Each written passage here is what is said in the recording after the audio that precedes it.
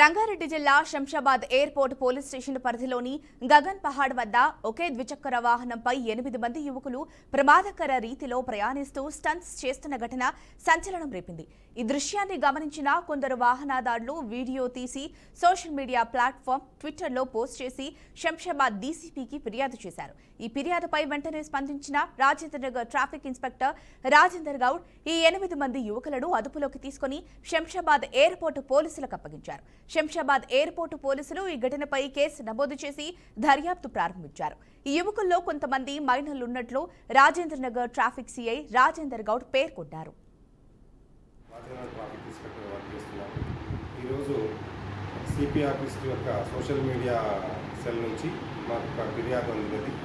దాని యొక్క సారాంశం ఏమంటే ఎక్స్ వేదికగా వారికి వచ్చిన ఫిర్యాదు మేరకు మాకు అందజేయడం జరిగింది.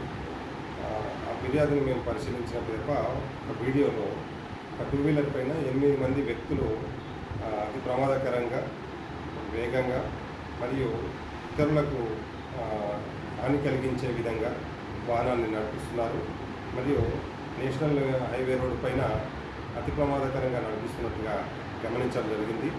దాని ఆధారంగా మేము బండిని ట్రేస్ చేయడానికి ఒక స్పెషల్ టీమ్ను ఫామ్ చేసి బండిని మరియు బండిపై ఉన్నటువంటి 8 మంది వ్యక్తులను అదుపులోకి తీసుకోవడం జరిగింది. వారిని విచారించగా రీల్స్ చేయడం కోసమని గగన్పాడ్ నుంచి సాతంరాయ్ వరకు వాళ్ళు 8 మంది బైక్ పైన బాధ్యతారాహిత్యంగా వెళ్ళినట్టుగా మేము అబ్జర్వ్ చేయడం జరిగింది. దాని గురించి ఆ 8 మంది వ్యక్తులపైన తగిన చర్య తీసుకోవడానికి ఆర్జీఐ పోలీస్ స్టేషన్కి అప్పచెప్పడం జరిగింది.